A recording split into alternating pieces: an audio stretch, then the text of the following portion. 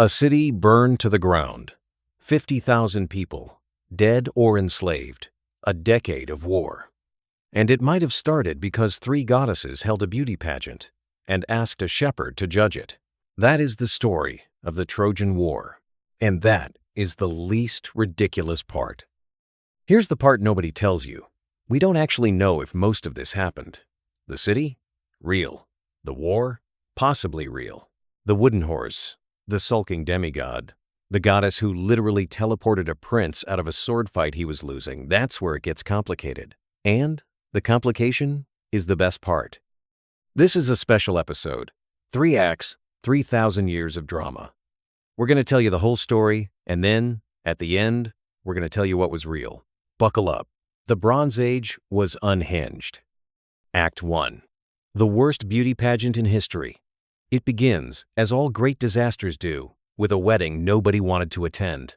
The goddess Eris Discord was not invited. So she did what any reasonable deity does when snubbed at a party. She threw a golden apple into the banquet hall, inscribed on it, "For the fairest." 3 goddesses immediately grabbed for it. Hera, queen of the gods. Athena, goddess of wisdom. Aphrodite, goddess of love.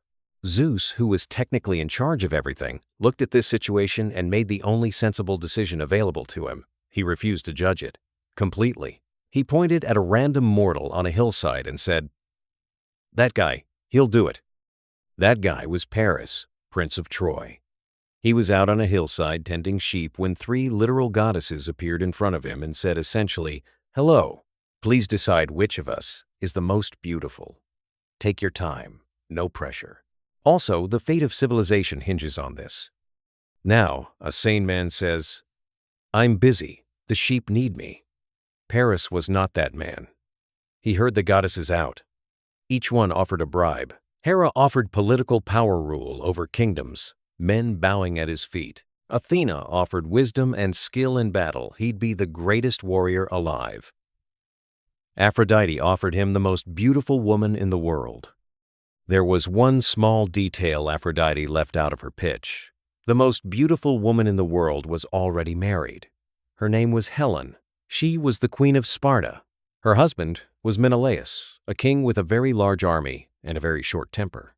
Paris chose Helen anyway. The universe would spend 10 years reminding him why this was a bad idea. Paris sailed to Sparta. Menelaus, being a hospitable king, welcomed him as a guest, gave him food, gave him a bed. Then, at the worst possible moment, Menelaus had to leave for a funeral in Crete. He left his guest alone, in his house, with his wife, for an entire week. When Menelaus returned, his guest was gone. His wife was gone. His treasury was lighter, and someone had left the palace in a considerable hurry. Menelaus stood in the empty hall for a long moment. Then he did what any Mycenaean king would do. He called his brother. His brother was Agamemnon, the most powerful king in Greece, and Agamemnon had been looking for an excuse to go to war with Troy for years. Within months, a coalition of every Greek king, warlord, and semi-divine hero had assembled a fleet of 1,000 ships. The ancient world's most absurd collective overreaction to one man making a very poor romantic decision. They sailed for Troy. And Troy, a rich walled city on the coast of what is now western Turkey, was not impressed. So, 1,000 ships are sailing toward you. What happens next? Quick reality check before we go further. The beauty pageant. Pure myth. But the conflict between Bronze Age Greeks called Ahiawa in Hittite records and a city called Wilusa, which scholars identify as Troy. That part shows up in real Hittite diplomatic letters. There was something going on between these 2 worlds. Homer just decorated it heavily. We'll dig into all of it at the end. Act 2. The world's most expensive tantrum. The Greeks arrive at Troy. They beach their ships. They set up camp. They start raiding nearby towns for supplies. And then, almost immediately, the Greek army falls apart. Not because of Trojans, because of Agamemnon. Specifically, because Agamemnon could not keep his hands off other people's things. Picture yourself as Achilles. You are, by general consensus, the greatest warrior alive. You are the son of a sea goddess.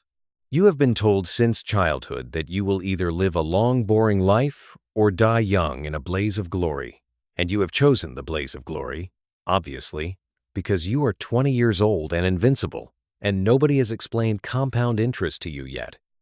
You have sailed to Troy. You have fought brilliantly. You have taken a war prize, a captive woman named Briseis, as your share of the plunder, which is how the Bronze Age worked.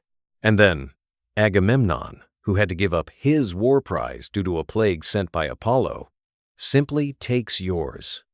Because he is the commander, and he can. Achilles' response was the most consequential sulk in human history. He went to his tent. He sat down.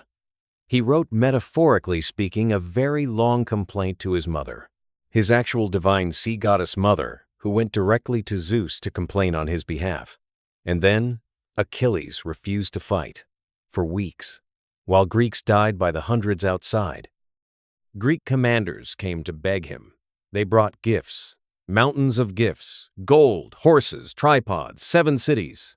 Achilles sat in his tent and said, "Not interested." They offered to give Briseis back. Still not interested. They offered him Agamemnon's own daughter in marriage. Achilles looked at the list of gifts and said, "You can't buy back my honor. Now get out of my tent." While Achilles sulked, the gods were having their own problems, because the gods had picked sides. Hera and Athena, still furious about the beauty pageant, backed the Greeks. Aphrodite and Ares backed Troy. Apollo backed Troy. Poseidon backed the Greeks. Zeus kept changing his mind. The result was that the most powerful beings in existence spent an entire decade interfering in a war like bored sports fans with the ability to actually affect the score. Aphrodite's most embarrassing intervention. Paris agreed to fight Menelaus in single combat. Winner takes Helen, war ends. Simple, clean. Menelaus was winning badly and had Paris by the helmet, dragging him across the battlefield. The war was about to end in under 10 minutes. So Aphrodite snapped her fingers and teleported Paris back to his bedroom in Troy. Menelaus spun around, holding an empty helmet, looking for someone who was no longer there. Athena's pettiest moment. The funeral games held after a Greek warrior died. There was a foot race. Ajax, big, strong, fast Ajax, was winning. He was about to cross the finish line. And then Athena, who technically backed the Greeks but had a personal preference, decided to help her favorite. She made Ajax slip in a pile of cattle dung. He face-planted, right at the finish line. The man who came second, Odysseus, won the race. Ajax stood up, covered in manure, and delivered what the Iliad describes as a very dignified speech, which it absolutely was not. Meanwhile, back in the tent, Achilles' best friend Patroclus had watched enough. He went to Achilles and made a proposal. "Let me wear your armor. The Trojans will think you're back. It'll terrify them. We can turn this around." Achilles agreed, with one condition: don't push too far. Don't chase them to the walls.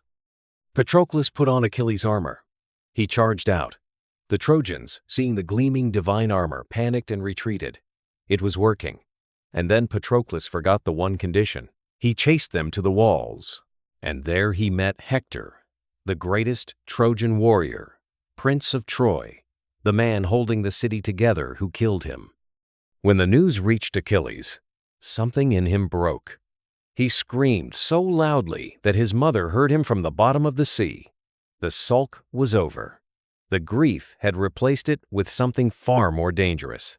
He asked for new armor. His divine mother commissioned it from Hephaestus, the god of the forge, overnight, and went back to war. What followed was the most famous duel in history. Achilles chased Hector 3 times around the walls of Troy, the entire city watching from the battlements before Hector turned to fight. They fought. Achilles won. And then Achilles did something that shocked even the ancient world. He tied Hector's body to his chariot and dragged it around the walls. Every day. For 12 days. The scene that breaks the Iliad open. Old King Priam of Troy, elderly, white-bearded, walking alone through the Greek camp at night, came to Achilles' tent. He knelt before the man who killed his son. He kissed Achilles' hands, and he said, "I have done what no man has ever done before. I have kissed the hand of the man who killed my child. Give him back to me." Achilles wept. He gave the body back. For 11 days, there was a truce. The Greeks stopped fighting while Troy buried Hector. It's one of the most human moments in all of ancient literature. And it's the end of the Iliad. Homer stops there. The horse, the burning city, that all comes later, in other sources. Which brings us to Act 3. Second reality check. Achilles, sulking in his tent. In the Iliad, yes, the gods physically intervening in battles. In the Iliad, absolutely yes, and Homer treats it completely seriously. Whether any individual warrior named Achilles or Hector existed, unknown. Historians note that late Bronze Age warfare did involve siege camps, coalition armies, and charismatic warrior leaders. The emotional truth is real. The divine armor, that's Homer. Act 3. The horse, the lies, and what was actually real. 10 years. The Greeks have been camped on that beach for 10 years. Achilles is dead, shot in the heel by Paris, guided by Apollo, because even his death required divine intervention. Patroclus is dead, half the heroes are dead, and Troy is still standing. So Odysseus had an idea. The idea was this: build an enormous wooden horse, leave it on the beach, sail away or appear to. Leave one man behind to tell the Trojans it's a gift, a sacred offering to Athena, too big to fit through the gates, which means Troy will be protected forever if they bring it inside. The Greeks would be hiding inside it, obviously. But the Trojans didn't know that. Yet. The Trojans came down from the walls and found the beach empty. 10 years of enemies gone. And there was this horse. They gathered around it. Some wanted to burn it. Some wanted to throw it off a cliff. And then 2 people warned them, clearly and specifically, not to bring it inside. First warning: Cassandra, Princess of Troy. She had the gift of prophecy and the curse that no one would believe her. She looked at the horse and said, "Don't bring it in. There are soldiers inside it. I am telling you, there are Greek soldiers inside that horse." The crowd nodded politely and ignored her completely. Second warning: Laocoon, a priest. He walked up to the horse, looked at it, grabbed a spear, and threw it at the horse's side. It thudded into the wood. From inside, according to the later poet Virgil, you could hear the faint clank of armor. Laocoon turned to the crowd and delivered one of antiquity's most famous lines: "I fear the Greeks, even when they bring gifts." The Trojans were about to listen. They were genuinely wavering. And then 2 enormous sea serpents came out of the ocean and ate Laocoon and his 2 sons in front of the entire crowd. The Trojans interpreted this as a sign from the gods that Laocoon was wrong.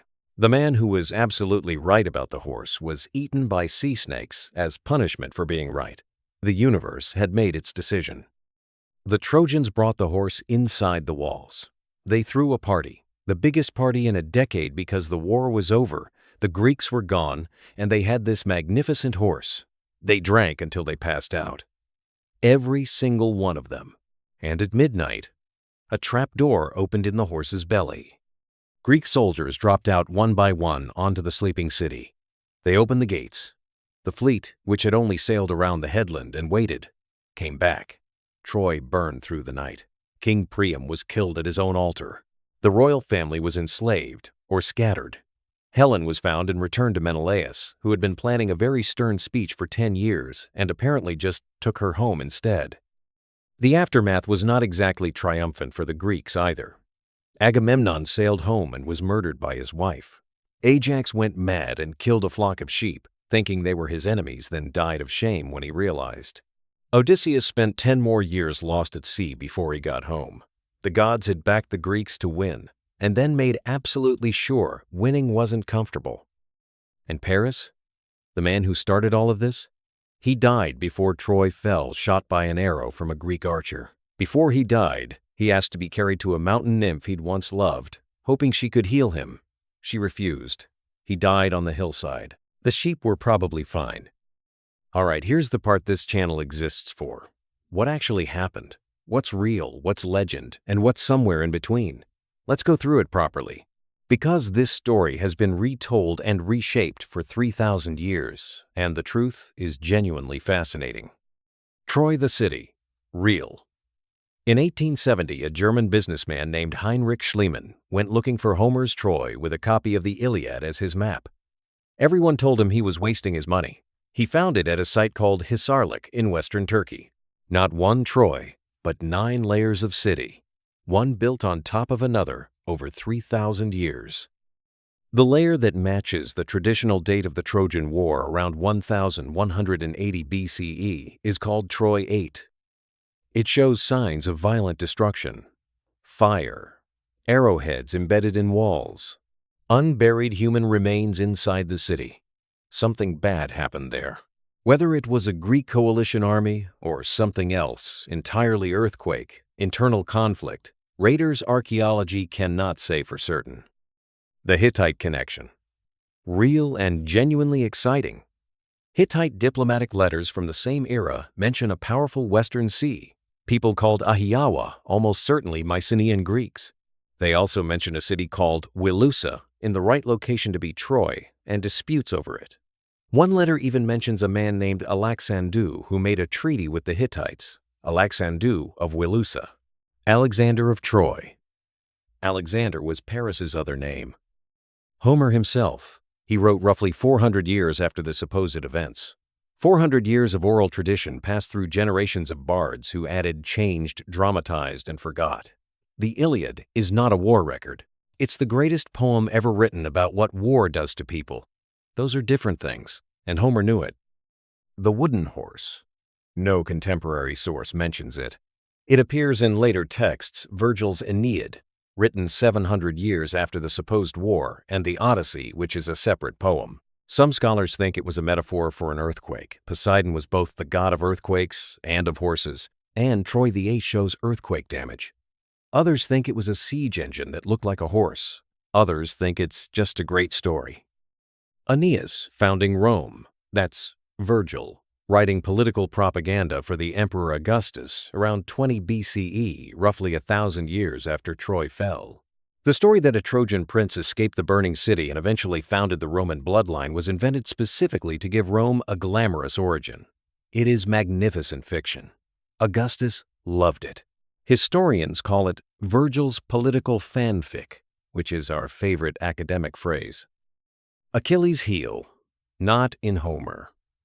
Homer's Achilles is invulnerable in the sense of being extraordinarily skilled, not literally unkillable, everywhere except one spot. The heel story comes from later mythographers.